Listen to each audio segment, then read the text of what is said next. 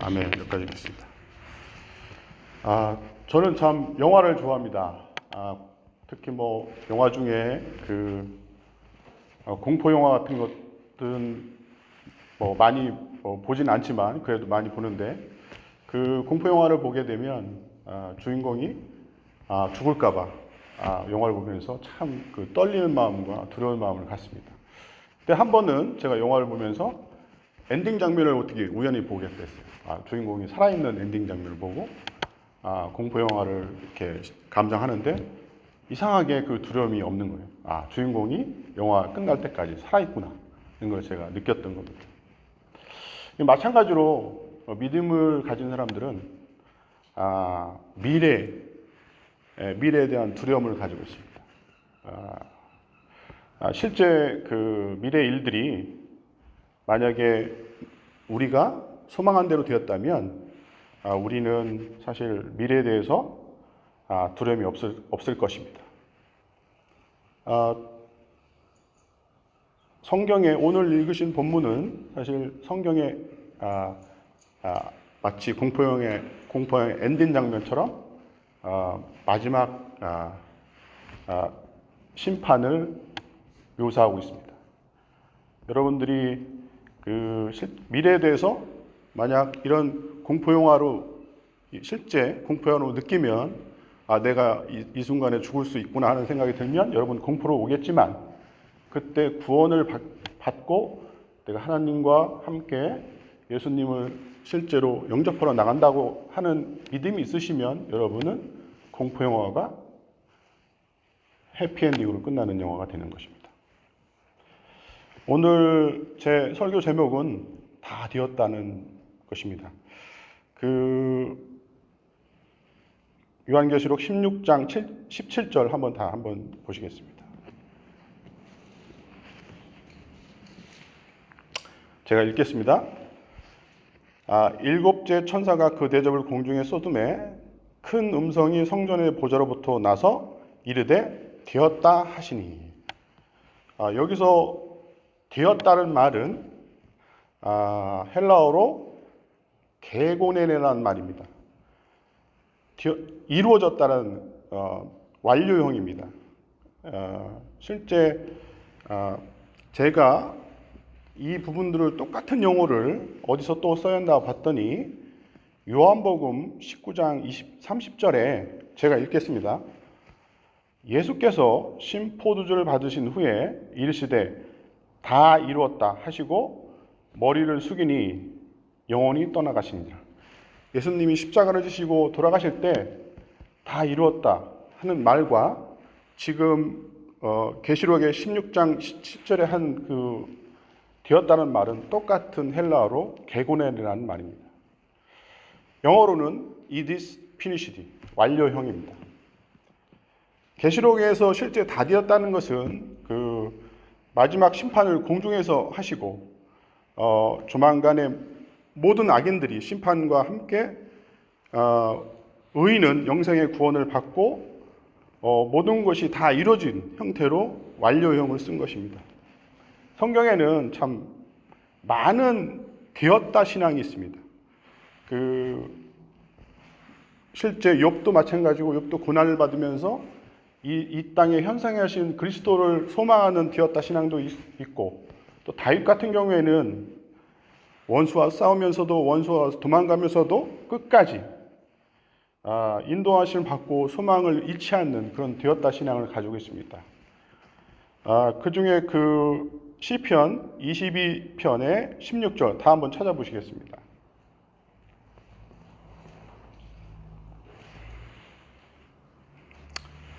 제가 한번 시편 22편 16절입니다.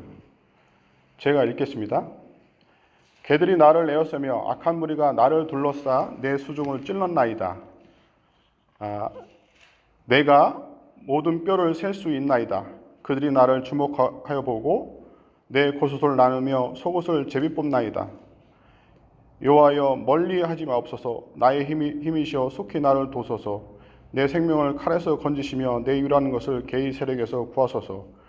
나를 사자의 입에서 구하소서. 주께 내게 응답하시고 들소의 뿔에서 구원하셨나이다. 여기서 마지막 절에 구원하셨습니다. 완료형을 썼습니다. 다윗은 원수들에게 쫓기는 동안에 심한 고통을 느끼고 그 고통이 마치 개들에게 쫓기는 듯한 형태로 나오고 그러나 마지막에는 시편의 마지막에는 주께서 나를 구원하셔야 된다. 되었다는 신앙을 가지고 있습니다. 이 시편을 혹시 읽으면서 여러분들이 연상되는 게 혹시 없으십니까? 이 시편 전체가 이루어지는 전체 것들이 마치 예수님이 십자가에 돌아가시는 장면과 똑같습니다. 유대인의 입장에서 보면 로마 병사들은 개로 취급됩니다. 그래서 실제 십자가에 달리실 때 로마 병사들이 예수님을 둘러싸고 예수님의 수족을 찔렀고 그 다음에 속옷을 가지려고 제비꽃 뽑기까지 한 것입니다. 이 시편이 그대로 예수님이 돌아가실 때 실행이 된 것입니다. 이것은 제가 참 많은 어떤 부분에서 어떻게 이런 장면들이 시편에서 예언이 되는가를 봤을 때 저는 제 생각에는 하나님은 우리가 우리 삶 속에서 좌절하거나 또는 힘들 때 직접 오셔서 모든 것을 하나님이 고통을 이해하시고 또 그것을 인생에서 다 함께 겪어내신다는 것을 저는 퀴트로 알았고 또 이거에 대해서 참 많은 감사를 드립니다. 지금 여러분들이 많은 고통을 겪을 것입니다. 그러나 여러분 안에 계신 성령 하나님은 그 고통을 그대로 느끼시고 인격적인 분이시기 때문에 여러분들에게 그 고통을 그대로 기도로 간구하시고 또 그대로 그 고통을 느끼실 것입니다. 그렇다면 지금 예수님이 다 되었다. 또 재림하실 때도 초림에 예수님이 십자가에 돌아가실 때 다 되었다 하고 또 재림하실 때 예수님이 또 되었다 하시는 이런 계시록의 낭들이 그럼 무엇이 다 되었다고 생각하실까요? 그 무엇은 바로 예수님이 이 세상에 오신 목적이 다 이루어졌다는 것입니다. 예수님이 이 세상에 오신 목적은 그럼 과연 무엇일까요? 첫 번째, 다 되었다는 자기 백성을 죄에서 구원하신 것이 다 되었다는 것입니다. 여기서 중요한 것은 뭐냐면 자기 백성입니다. 자기 백성이라는 말은 세상의 모든 사람이 다 구원을 받는 게 아니라는 겁니다. 계시록이 공포 영화처럼 느끼는 분들은 믿음이 없는 거고 저는 이렇게 단언을 할 수 있는 게 만약에 계시록이 공포 영화처럼 안 느끼고 예수님의 재림이 기쁨으로 인조이하고 실제 환영하는 그런 마음이 든다면 여러분들은 구원의 백성이 됩니다. 계시록 16장 15절 한번 다 보시겠습니다. 제가 읽겠습니다. 보라, 내가 도둑같이 오리니 누군지 깨어 자기 옷을 지켜 벌거벗고 다니지 아니하며 자기의 부끄러움을 보이지 아니하는 자는 복이 있도다. 그렇습니다. 이 많은 사람들이 구원을 받으려고 하지만 구원의 길은 예수님의 의가 우리의 죄를 덮어서 구원을 받는 것입니다. 제가 계속 강조하지만 우리의 의로서는 절대로 구원을 받을 수 없습니다. 예수님의 의가 우리한테 덮어지려면 실제로 우리가 그 덮어지는 것이 있는지 없는지 매일매일 기도하고 깨어 있어야 됩니다. 그 깨어 있는다는 것은 결국은 예수님과 연합되고 매일 기도하면서 내 자신과 내 자신의 죄를 회개하면서 실제로 십자가를 지는 것입니다. 예수님과 연합하면서 십자가를 지지 않는다는 것은 결국 그 십자가를 나는 어려우니 나는 놓겠다는 것이고 결국은 그것은 연합되는 것이 아닙니다. 제가 어느 날 이상한 꿈을 꿨습니다. 제가 이런 말씀을 드릴까 말까 고민했는데 참 희한한 꿈이어가지고 제가 그 말씀을 좀 드리려고 합니다. 제가 어느 이제 땅에 서 있는데 저 옷을 입고 있었고 하얀 옷을 입었습니다. 근데 하얀 옷을 입었는데 그 하얀 옷 그 밑에 제가 보는 때는 바깥에서는 하얀 옷인데 제 하얀 밑에는 이런 대롱 같은 데서 계속 그 피가 나오는 거죠. 피가 나오고 제 더러운 몸을 계속 씻고 있는 장면입니다. 근데 제가 그 환상을 지금까지도 꿈을 보통 저는 머리가 나빠서 기억을 하지 못하는데 그 장면을 지금까지도 기억합니다. 그래서 계속 이게 도대체 무슨 꿈인가 해서 계속 이제 하다가 어느 날 성경을 읽다가 성경에 그 내용이 나온 것을 보고 저는 깜짝 놀랐습니다. 이사야 1장 18절에 그냥 읽겠습니다. 여호와께서 말씀하시되 오라 우리가 서로 변론하자. 너희의 죄가 주홍 같을지라도 눈과 같이 휘어질 것이요 진홍같이 붉을지라도 양털같이 회개하리라. 이 말씀을 전 보고 저는 깜짝 놀랐습니다. 아, 이게 제가 진홍 같은 죄가 제 안에 있었고 예수님이 피가 저를 계속 깨끗하게 한 것이고, 그런데 외부에서 볼 때는 깨끗한 하얀 옷을 입고 제가 있었던 것입니다. 그렇습니다. 여러분들이 죄를 덮으려면 우리의 의로서는 절대 안 됩니다.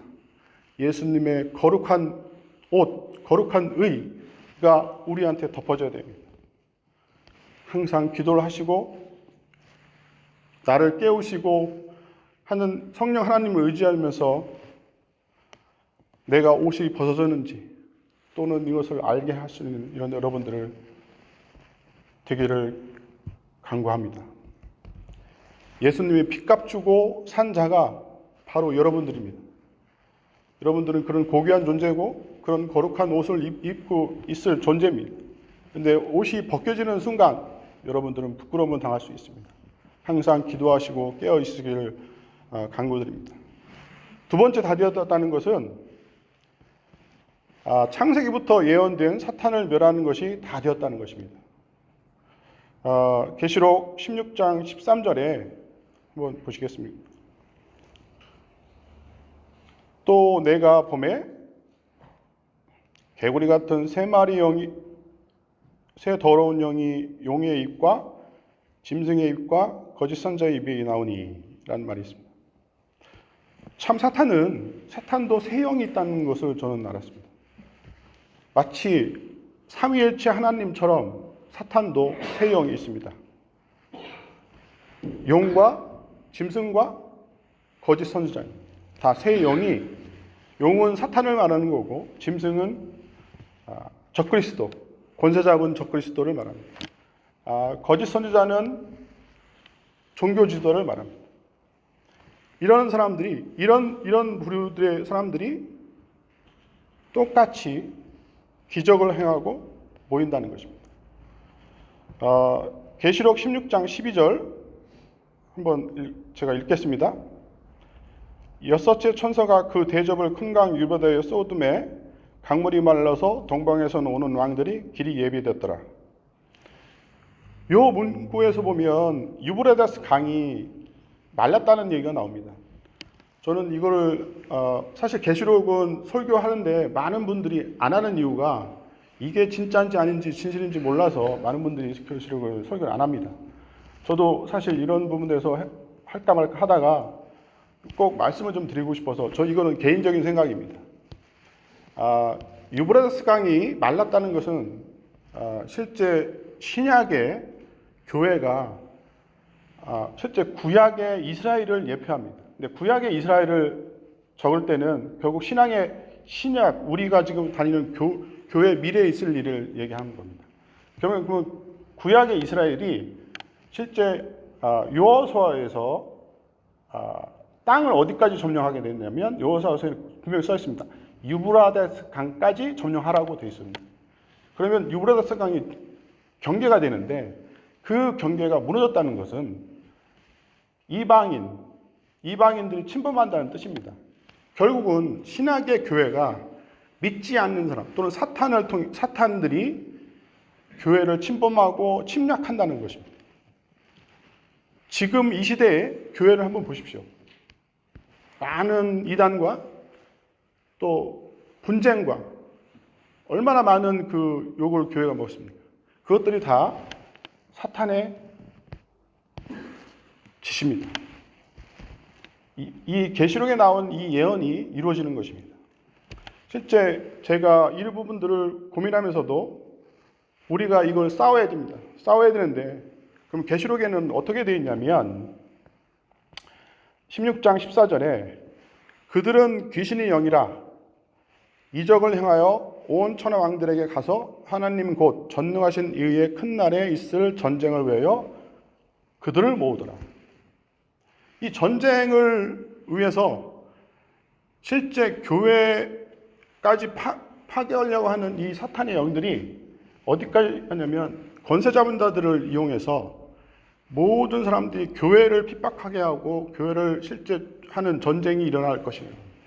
그 전쟁이 실제 보면 우리가 잘 아는 아마겟돈 전쟁이라 생각합니다. 제 의견입니다. 근데 여기서 중요한 게 뭐냐면 전능하신 이의 큰 날입니다. 그것은 바로 예수님이 재림하는 날이고 예수님이 오시는 날입니다. 고린도 5장 5절에 찾지 않으셔도 됩니다. 이런 말이 나와 있습니다. 육신은 멸하고 영은 주 예수의 날에 구원을 받게 하려 함이니라. 말이 있습니다. 그러니까 주 예수의 날은 결국은 예수님이 재림하는 날입니다. 그런데 이 예수님이 재림하는 날, 짐승과 사탄, 용, 거짓 선지자는 산채로 유황불에 던진다는 거예요. 용 또한 여러 가지 해석이 분분하지만 나중에 실제로 불에 던져지만 유황불에 던져진 신세가 되는 것입니다. 저희가 이 세상에서 살면서 사탄이 이런 꼬임을 할 때 항상 여러분들이 이런 생각을 하시면 사탄이 꼬임이 있다고 생각하시면 됩니다. 내가 예수 믿기에 부족한 사람이구나. 나는 예수 믿을 만한 가치가 안 돼. 하고 그런 생각이 들어오시면 그 사탄의 침략입니다. 정죄하는 영이 바로 사탄입니다. 정죄는 우리가 다른 사람들을 정죄하거나 나를 정죄하거나 다 똑같습니다. 그 정죄하는 영이 여러분들한테 들어올 때는 내가 사탄의 영에 꼬일 수 있구나 하는 생각을 드시면 됩니다. 그때는 전쟁을 하셔야 됩니다. 교회에서도 마찬가지입니다. 전쟁을 실제 이길 수 있는 방법은 말씀드린 대로 예수님의 의로 항상 기도드리고 깨어 있어야 됩니다. 세 번째, 다 되었다는 것은 하나님 나라를 구원이 다 되었다는 것입니다. 계시록 16장 19절 다 한번 읽어보시겠습니다. 제가 읽겠습니다. 큰 성이 세 갈래로 갈라지고 만국의 성전도 무너지니 큰 성 바벨론이 하나님 앞에 기억하신 바 되어 그 맹렬한 진노의 포도주가 잔을 받으매 각 섬도 없어지고 산악도 간데 없더라. 여기서 큰 성 바벨론은 세상의 그 유혹, 세상의 죄를 추구하는 도시를 말합니다. 각성들은 이 세상 모든 도시입니다. 그리고 모든 산악도 간데 없다. 지금 우리가 밟고 있는 땅들이 다 간데 없다는 것입니다. 참 공포영화의 한 장면입니다. 많은 영화들이 이런 장면을 보이는데 사실은 이것은 심판입니다. 심판과 구원은 동전의 양면처럼 구원이 있으면 심판이 있습니다. 구원만 있는 게 아닙니다. 심판이 있으면서 동시에 구원이 있는 것입니다. 심판이 없으면 구원이 없는 것입니다. 그렇기 때문에 심판이 있는 이 장면들을 여러분들은 공포영화처럼 느끼실 필요는 없습니다. 그래서 여러분들은 구원받으실 존재이시고 또 그렇게 될 것입니다. 그런 내용들이 다니엘서 7장 13절부터 14절에 나와 있습니다. 제가 한번 읽어드리겠습니다.